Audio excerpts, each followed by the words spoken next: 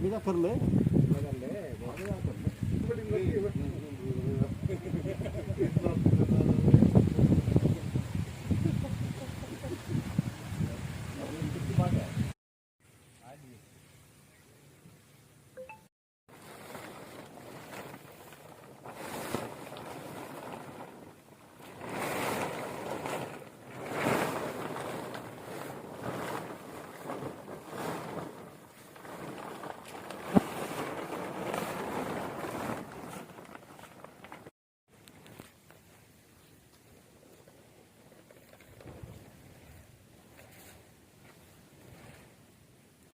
आज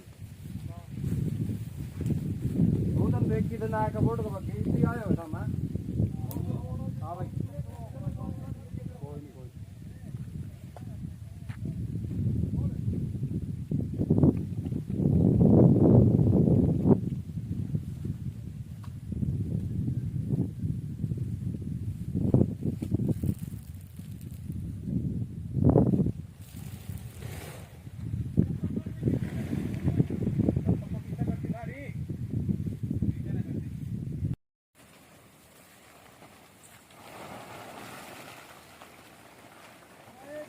कोई नहीं कोई फोन मार लेना हूं रे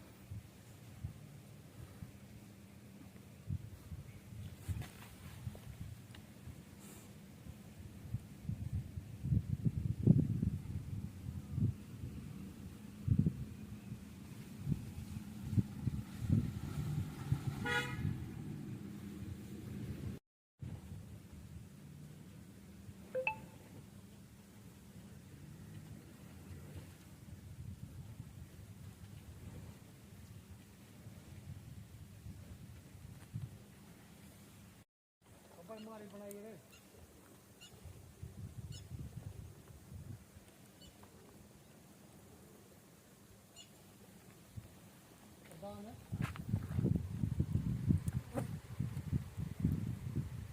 तो जब पहले पल्ले तक खाना पड़ेगा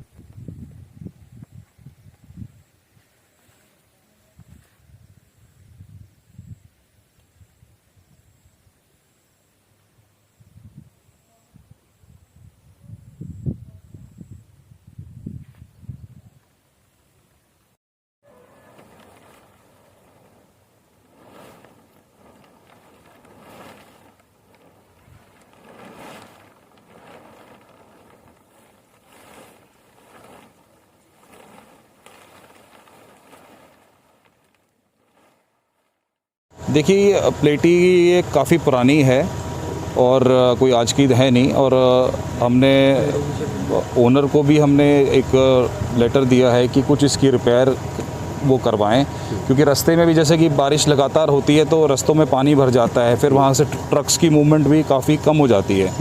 तो हमने उनको आज भी बुलाया था मौके पे, तो उन्होंने कहा कि वो जो रोड है उसको भी रिपेयर कर देंगे। मेन तो रोड्स का है ताकि मूवमेंट ट्रक्स की जल्दी हो सके, कहीं अटके ना ट्रक। एफसीआई की टीम भी आई थी आज? हाँ, आज एफसीआई की टीम भी आई थी और वो आते भी हैं क्योंकि डिस्पैच हमारा जो स्टाफ है उसकी निगरानी में डिस्पैच नहीं हो सकता। एफसीआई की टीम का होना ज़रूरी है जब भी कोई डिस्पैच होता है। तो सैम्पलिंग हुई है एफसीआई की टीम की? नहीं, ऐसा सैम्पलिंग जब वो डिस्पैच होएगा वो तभी होती है, ठीक है। एक नॉर्मल इंस्पेक्शंस ये करेंगे और जब जिस दिन अभी मूवमेंट होएगी तो ये हर स्टैक को चेक करके उसकी सैंपल कितना मॉइस्चर है, क्या है, वो सारा उस टाइम करते हैं। देखिए ऐसा है, जो मैं आपको भी थोड़ी देर पहले बताया कि ठीक है, ये एक स्टॉक लंबी स्टोरेज की वजह से अफेक्ट ज़रूर होता है। उसको time to time upgrade segregate करने का एक प्रोसेस जो है वो किया जाता रहता है, ठीक है।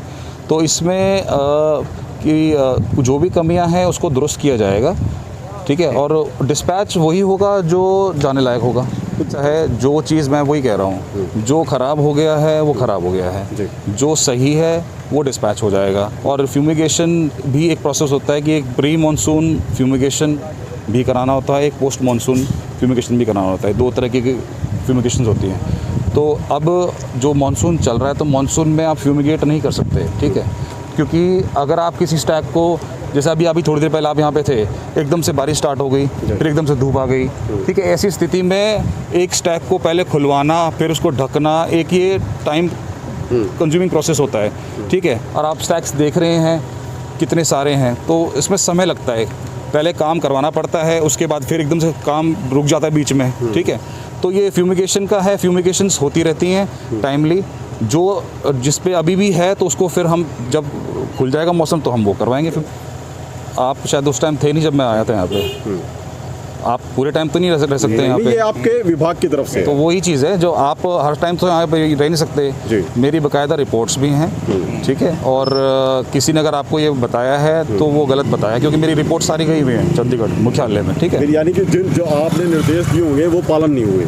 हाँ, ये आप कह सकते हैं। ये हुआ कि आप मेरी मंथली रिपोर्ट्स गई हुई हैं, और मैं इससे पहले, ये मैं पहली बार नहीं आया हूँ, मैं कई बार आ चुका हूँ, ठीक है। इवन मेरी जो ट्रांसपोर्टर हैं यहाँ पे, ठेकेदार हैं, मेरी उनसे भी मुलाकात हो चुकी है, ठीक है। ये मैं फर्स्ट टाइम नहीं आ रहा हूँ, ये स्टॉक मैं बहुत बार चेक कर चुका हूँ और हमारी रिपोर्ट जा चुकी है चंडीगढ़। तो आपने पहले बताया भी होगा कि क्या कदम उठाए जाने चाहिए। ये रिपोर्ट, सबसे पहली बात तो ये है कि ये रिपोर्ट हमारी आज की नहीं, कम से कम 3 महीने पहले जा चुकी है चंडीगढ़, ठीक है। मेरी इंस्पेक्शन पहले भी हुई है और अभी रेगुलर भी हैं, ऐसा कुछ नहीं है। मैं टच में हूँ।